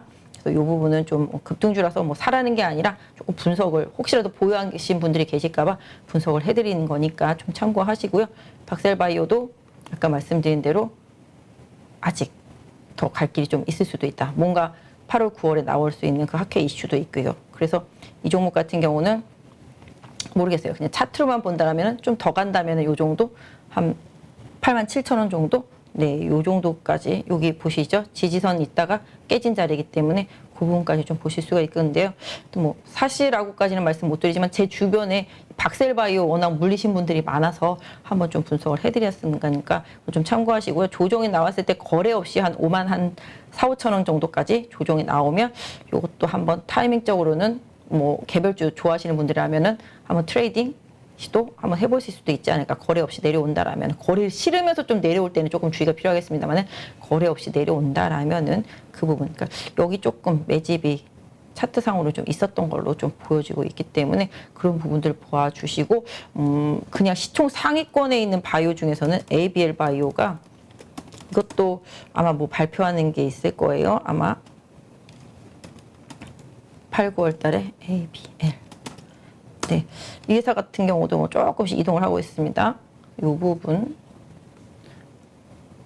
그 두 개. 그러니까 시가총액 컸던 바이오 중에서는 이 부분이 조금 이제 수렴이 돼가면서 방향 전환 시도가 좀 있는 편이라는 점 좀 말씀을 드리고 싶고요. 수급이 좀 좋아서 아까 좀 봤어요. 연기금이 계속 사고 있잖아요. 기관들이랑 투신이랑 보험권이랑 외국인도 사고 있습니다. 이게 시총 상위이기 때문에 그 부분이 좀 작용할 수도 있겠습니다만 이 회사도 아시다시피 이제 항암제 쪽에서 이중항체에 활용한 그런 부분들이기 때문에 이 회사도 하여튼 8, 9월 달에 뭔가 좀 발표할 게 있는 상태고요. 또 하나가 네, 이 회사도 지금 보시면 수급적으로는 조금 괜찮죠. 연기금 좀 수급이 있는 편이고요. 다시 또 이제 기관 매수 있고 외국인 매수 있고 이 회사도 최근에 계속 좀 올해 하반기 좀 긍정적인 이슈들에 대한 레포트들이 좀 나오고 있고요. 특히 아까 말씀드렸던 대로 풀렸던 이평선들을 다 먹고 올라섰기 때문에 역시 좀 방향 전환하면서 간다라면은 여기 보이시는 한 6만 원 부분 되겠습니다. 5만 9천 원대 이 부분까지 좀 진도 나갈 수도 있기 때문에 계속 이 회사 관심 있으신 분들이라면은 레포트라든지 한 뉴스 한번 좀 찾아보시면 좋겠습니다. 저는 지금 아까 뭐 차트 보면서 바이오 섹터 움직임이 좀 있어서 그 부분 조금 참고하시라고 좀 말씀을 드린 거니까 그 부분만 좀 참고하시면 좋을 것 같고요. 그다음에 제가 좀 괜찮게 봤던 게 아까 말씀드린 대로 진단키트도 분명히 10만 명 정도 넘어가면 다시 한번 움직일 수 있으니까 시젠이나 SD 바이오 센서죠. 그런 것들 움직임 한번 좀 봐주시면 앞으로 관심 있게 좀 보시면 좋을 것 같고 로봇 관련주들도 좀 최근에 흐름이 좀 괜찮은 것 같습니다. 제가 보니까 유일 로보틱스, 요게 좀 흐름이 좀 좋아요. 이 고점권에서 지금 여기 고점이 계속 못 넘고 있지만 저점도 안 깨고 있기 때문에 유일 로보틱스 같은 경우도 여기 거래 붙이면서 뚫어내는지 봐야 되는데 이게 윗꼬리를 계속 달면서 내려와도 양봉으로 마무리가 되고 있고 거래가 붙고 있기 때문에 위쪽 방향으로 뚫으러 갈 확률이 높습니다. 뭐 물론 그 윗단에도 지금 여기 보시면 25,000원대도 좀 저항이 있기 때문에 이 부분은 좀 트레이딩 하시는 분들은 조금 염두에 두실 필요는 있겠습니다만은 유일 로보틱스도 최근에 흐름은 괜찮습니다. 물론 기관은 사고 있지는 않는데 외국인 계좌도 제가 볼 땐 그 외국인은 아닐 것 같긴 합니다만은 최근에 좀 로봇 관련주도 산업용 로봇하고 이제 서비스용 로봇 이런 쪽들의 흐름이 좀 괜찮은 편이에요. 그래서 유일 로보틱스하고 최근에 저는 원래 좀 로보티즈 좋아하는 편인데 로보티즈가 좀 워낙 강하게 좀 지금 올라와 있는 상태가 되겠습니다. 그래서 이렇게 장대 양봉 하나 나오고 그 다음에 양봉 나오고 지금 음봉으로 살짝 바뀐 상태인데요. 21선 터닝하고 61선도 이제 좀 완만해지면서 터닝 준비하고 있어서 한번 봐주시면 좋겠습니다. 그래서 이 종목도 거래는 없는 편이긴 하지만 혹시 보유하고 계신 분들이라면 한 19,000원 정도 지지선 설정해 놓고 보시고 상방향으로는 이 부분 한 23,500원 부분에 좀 저항대 1차적으로 좀 염두에 두시고요. 여기 앞에 거래 상당히 많았잖아요. 이거 고려하시고 중간중간 보시면은 약간 일정 부분 좀 매집 스타일 느낌 좀 있기 때문에 이 부분 LG도 여기 좀 지분 투입이 되어 있는 상태잖아요. 그 부분 보시면 좋겠고 뭐 약간 그런 거 많더라고요. 로보 다 뭐 바닥권 차트죠. 그다음에 또 뭐 있죠? 레인보우 로봇 다들 바닥권에 있습니다. 그래서 이 종목들이 지금 큰 변화의 움직임은 없지만 뭔가 이슈 뉴스만 터지면 바로 달려갈 준비를 하는 섹터들이기 때문에 한번 챙겨는 보실만 하다. 뭐 제가 사라는 건 아니고 아까 챙겨보실만 하다라고 좀 말씀을 드린 거죠. 그래서 바이오랑 로봇 관련주들은 조금 뭔가 이슈에 민감하게 움직일 수 있는 그런 시장의 흐름이다라는 점. 주가도 바닥권에 있고 그런 부분들. 그 다음에 뭐 지금 계속 산업용 로봇 얘기, 서비스용 로봇 얘기 계속 나오고 있고 임금을 줄이기 위해서 기업들이 계속 사람을 자르고 로봇으로 대체하는 흐름들이 계속 나오고 있다는 점. 그러니까 결론적으로는 로봇을 지금 당장 사라라기보다는 산업의 구조가 계속 바뀌어가고 있기 때문에 이쪽 분야에 대해서 지금 실적이 당장은 안 나오지만 나올 수도 있는 흐름으로 가고 있기 때문에 계속 장기적인 관심이 필요하다는 거죠. 지금 뭐 LIG 넥슨이나 하나 에어로스페이스나 뭐 아시다시피 한국항공우주나 이런 방산 쪽들 되게 잘 가잖아요. 거들떠도 안 봤었던 섹터들이잖아요. 하지만 지금은 또 어떻습니까? 경기 방어주로서 가기도 하지만 최근에 뭐 K9 자주포도 그렇고 KF21도 그렇고 계속 무기 이런 러시아 사건이 터지면서 자주국방 의지가 커져서 국내 무기들이 활성화되는 이런 계기가 갑자기 어느 날 생겼다라는 거죠. 그렇기 때문에 시장은 언제 어떻게 변할지 모르기 때문에 계속 보고 계시다라는 말씀을 드리는 거고 방산주들도 정말 오랜 기다림 끝에 지금의 흐름을 만나고 있다라고 말씀드릴 수가 있을 것 같아요. 그래서 일단은 뭐 전반적으로 봐드렸고 아까 낮에 방송하면서 질문 하나 있었다고 작가님이 그러시더라고요. CJ 프레시웨이인가? 네. 네. 이거 질문하신 분이 있었다고 그래요.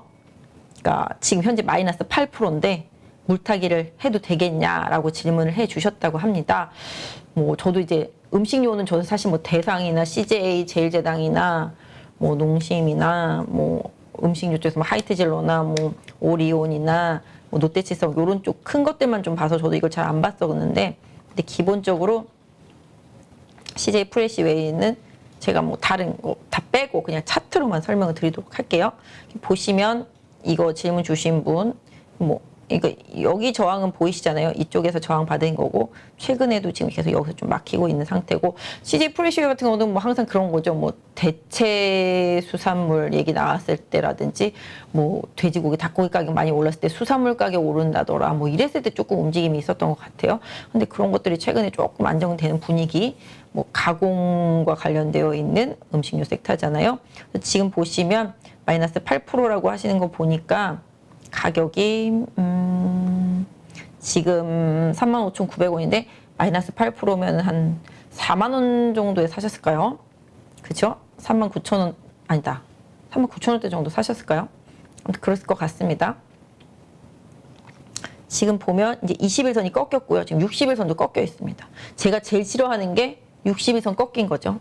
거기다 그 61선 꺾인 거를 21선이 또 하향 데드 크로스 하는 걸 더 싫어하죠. 그러니까 여기서 급락이 나오기 시작한 거잖아요. 그래서 여러분들도 항상 61선, 뭐 물론 여기는 우상향 추세를 유지하다가 지금 주가가 빠지니까 급격하게 꺾인 거라서 대비하시기는 힘들었겠습니다만은 일단 21선이 꺾여 있는 상태. 그렇다면 이런 종목들은 반등 포인트를 어디까지 두냐? 그럼 이 21선과 이 61선 정도밖에 반등 포인트를 못 두겠죠. 그래서 기본적으로 지금 CJ 프레시웨이 같은 경우는 아까 말씀드린 대로 뭔가 극강의 호재가 나타나지 않는다라면은 한 38,000원대 정도까지 1차적으로 노려보시는 게 좋겠죠. 그 이후에 그 위에 올라타서 거래량이 바뀌고 뭔가 수급 자체가 바뀌면서 좋아진다라면 모르겠지만 그거는 확인하고 다시 되사도 되는 거니까 기본적으로 39,000원 부근, 38,000원에서 39,000원 부근까지를 목표로 두신다라면은 뭐 물타기 가능하겠냐 말씀을 하신다라면은 뭐 여력이 있으시다면은 뭐 물을 타서 단가를 낮춰서 올라갔을 때 그 전이라도 손해가 없으면 한번 뭐 빠져나오셔서 다시 보시라고 좀 말씀을 드릴 수 있을 것 같아요. 근데 기본적으로 뭐라 그럴까요? 이 종목 같은 경우 거래량이 많은 종목이 아니라고 저는 보고 있는데 기본적으로 이 종목을 굳이 물타기 안 해도 매수가 언저리까지는 갈 수 있기 때문에 들고 계시다가 올라오시면 손실 없이 처리하거나 약간의 손절 정도? 네, 그 정도를 고려하시는 건 어떨까 싶습니다. 그리고 만약에 물을 타겠다라면 최근에 한 일주일간 깨지지가 않았던 35,400원 정도 거래 금액 등락폭이 상당히 좁네요. 이 가격대를 마진돈 손으로 놓고 물을 타셔야 되겠죠. 그러니까 새로 샀다. 난 생각하는 거죠. 나는 35,400원이 깨지면 손절할 거야. 생각하신다라면은 들어가실 수도 있겠고 이게 깨지게 되면은 뭐 물론 다시 여기서 기다려야 되겠죠. 34,000원 여기 초반 부근 그러면은 매수해서 바로 나는 손절할 각오가 되어 있다라면은 한번 물타기 이게 물타기라는 생각보다 새로 사는 거라고 생각하시면 좀 편하겠죠. 새로 샀다가 아니면 나는 새로 산 것만 팔 거야. 기존에 있던 거는 올라오면 팔 거야. 이렇게 뭐 기다려 보시는 전략이 맞지 않을까 싶습니다. 그래서 기본적으로 추가 매수 가능한 구간이냐 물어보신다라면은 한번 뭐 여기 34,000원이 최대 지지선이니까 지금 35,900원이니까 한 5% 정도 손절폭이 나오겠는데요.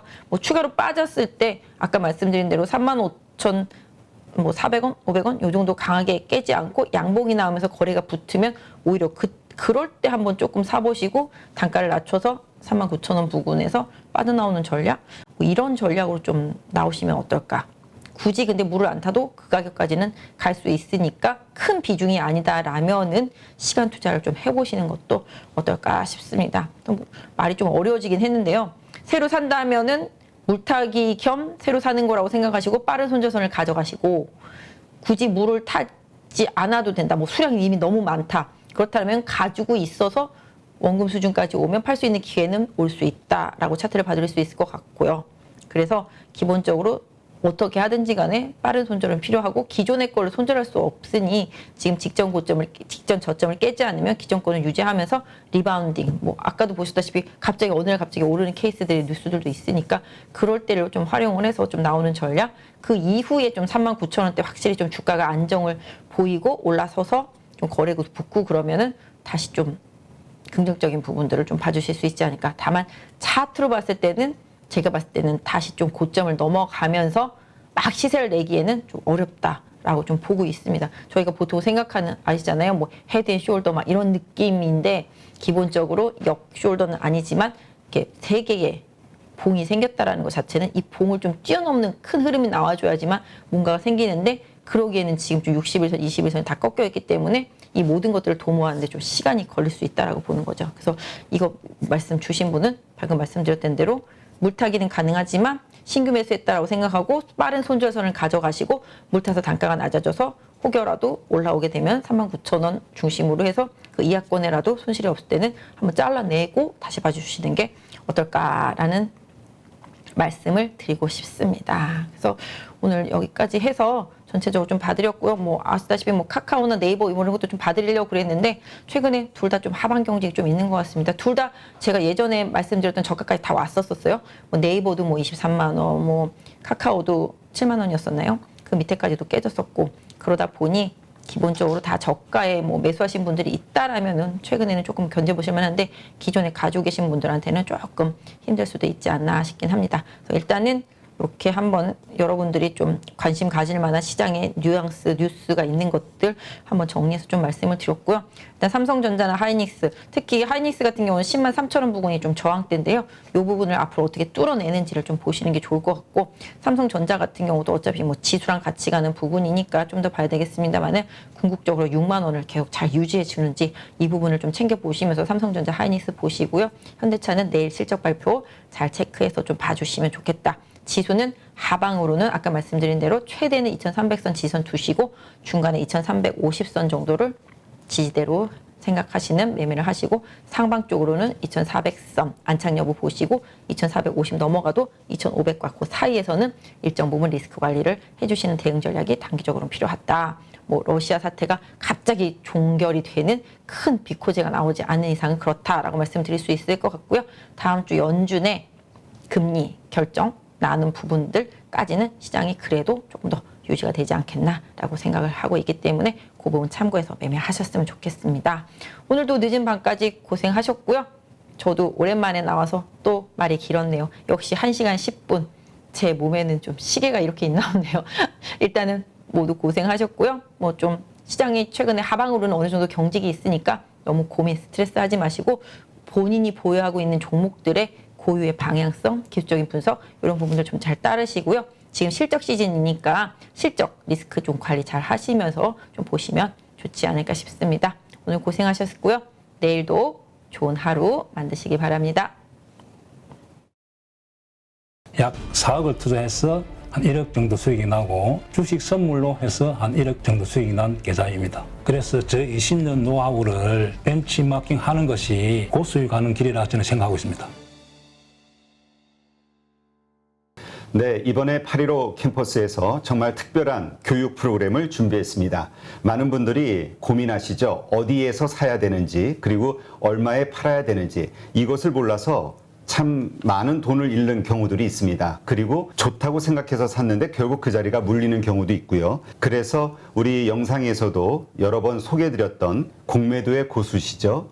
물론 공매도뿐만이 아니라 일반 매수와 관련된 투자자로서도 상당한 수익을 얻고 계시는 분인데요. 그래서 이번에 김용옥 저자님과 함께 우리 많은 개인 투자자들이 실력을 높이고 어떤 시장 환경에서도 돈을 벌 수 있는 전천후 투자자가 될 수 있는 그러한 기회를 준비했습니다. 안녕하세요, 대표님. 네, 안녕하세요. 잠깐 말씀드렸지만 시장이 상승을 하든 그 다음에 하락을 하든 어느 쪽으로든 돈을 벌 수 있는 기술, 기법이라는 거.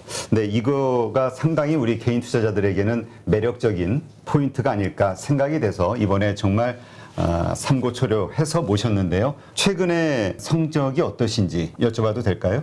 저는 전업 투자자이기 때문에 그냥 월 단위로 손실 난 달이 거의 없다시피 합니다. 그래서 꾸준하게 수익을 내고 있습니다. 최근에 제가 공매도에 대해서 주간 동화하고 대담을 했는데 거기에 그 계좌 인증을 하라 해서 제가 계좌 인증을 한 계좌가 2개가 있습니다. 그것을 자료로 첨부하겠습니다. 자, 이게 계좌 보면 하나는 CFD 계좌 약 4억을 투자해서 한 1억 정도 수익이 나고 주식 선물로 해서 한 1억 정도 수익이 난 계좌입니다. 아, 네. 그럼 2월 달에만 2억 정도의 수익을 올리셨다. 예, 대표적으로 이제 공매도 자리를 잘 잡으면은 그렇게 수익이 난다는 것을 제가 보여준 거죠. 그래서 정말 시장이 떨어지거나 혹은 상승하거나 양쪽에서 이제 돈을 벌 수 있는 네, 그런 기법을 가지고 계시기 때문에 상당히 특별하다. 저도 그렇게 생각이 되는데요. 공매도와 일반적인 우리 주식 투자 이 양쪽을 다 같이 하는 투자를 하고 계시는 건가요? 지금 현재도? 예, 저는 지금 매수와 매도, 공매도를 다 반반 정도 합니다. 손흥민 축구 선수가 축구를 잘하는 이유가 왼발, 오른발 사용하기 때문에 축구를 잘합니다. 제가 좀 주식의 차트를 잘 보는 이유도 공매도를 오래 했기 때문에 매도 자리가 정확하게 보입니다. 왜냐하면 저는 매도 포지션을 하기 때문에. 반대로 또 매수 자리도 잘 보입니다. 결국 공매도와 매수는 제가 다음에 기회가 되면 설명하겠지만은 밀접한 연관이 있습니다. 그래서 일반 투자자들도 쉽게 배우면은 성률이 한 90% 정도 나올 수 있도록 교육을 할 수 있습니다. 공매도를 활용해서 오히려 사야 되는 자리들을 알 수 있는 거잖아요. 네, 맞습니다. 이러한 것과 관련된 기법들은 어떤 것들이 있나요? 간단하게 4가지 기법을 저도 실제 매매를 해서 이제 검증한 기법인데 강남 나이트 기법이라고 우리 땅은 강남이 최고 좋잖아요. 차트상에서도 그런 강남 자리가 성률이 한 80%, 90% 노는 자리가 있고 신고가 자리. 네. 또 하나는 급락에서 턴, 그 다음에 윗꼬리 거래 극강 기법이라고 4가지 기법을 통해서 매수로서는 충분히 개인들이 수익을 낼 수 있습니다.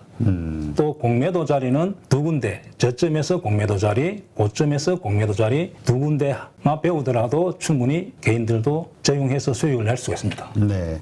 네. 그런데 많은 분들이 또 오해하실 수 있는 게 공매도에 대해서는 워낙 이미지가 안 좋기 때문에 그러니까 개인 투자자들이 희생을 그 외국인과 기관의 어떤 불공정한 공매도로 인해서 희생을 받는다라고 생각을 하는 피해의식을 가지고 있는 분들도 있거든요.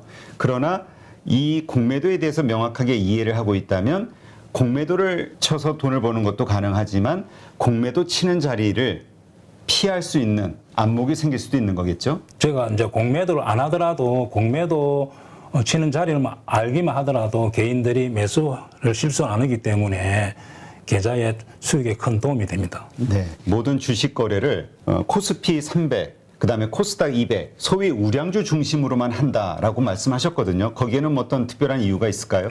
예, 제가 이제 20년 동안 전업 투자하면서 개별 종목, 이제 테마주와 잡주들을 매매하다 보니까 럭비공처럼 어떻게 튈지를 예측을 할 수가 없습니다. 그래서 운에 맡기는 매매를 많이 했다는 거죠. 네. 그래서 우리가 개인 투자자들이 그런 매매를 많이 해서 어떤 경우는 수익 났다가 손실 났다가 그 결과를 알 수가 없기 때문에 손실이 많이 납니다. 따라서 우량주 위주로 하다 보면은 예측이 가능합니다. 네. 이 차트상에서 상승 차트가 보이고 하락 차트가 보인다는 거죠. 그래서 코스피 300, 코스닥 200, 즉 500 종목 이내에서만 주로 매매를 하기도 하고 교본에 교육할 예정입니다. 수강생들이 등록을 하게 되면 VOD 강의를 들으면서 그 다음에 월 2회 우리 저자님과 실시간 소통을 하면서 배워나가게 되는데 그 기간 몇 개월 정도 배우면은 우리가 그래도 이 교육 과정을 마무리하게 될까요? 저랑 단기 교육을 받고 저 매매하는 거와 여러분들 매매했던 교육생들 같이 피드백을 받아야만 실력이 좋아지고 결과가 좋게 나온다 봅니다. 그래서 한 12개월 정도 교육을 마치면은 회원들의 한 90% 정도가 수익을 날 수 있도록 그런 교육생을 제가 만들고 싶습니다. 이 영상을 통해서 우리 8.15 캠퍼스에서 진행하는 김용옥 저자님의 투자 기법 주식을 배우려고 관심을 가지신 분들, 이런 분들에게 마지막으로 한 말씀 하신다면 어떤 말씀이 있을까요? 자, 주식을 어렵게 배우려고 하지 마시고 고수의 기법을 벤처마킹 하는 것이 시간과 경제적으로 전략이 됩니다. 그래서 저 20년 노하우를 벤치마킹 하는 것이 고수에 가는 길이라 저는 생각하고 있습니다.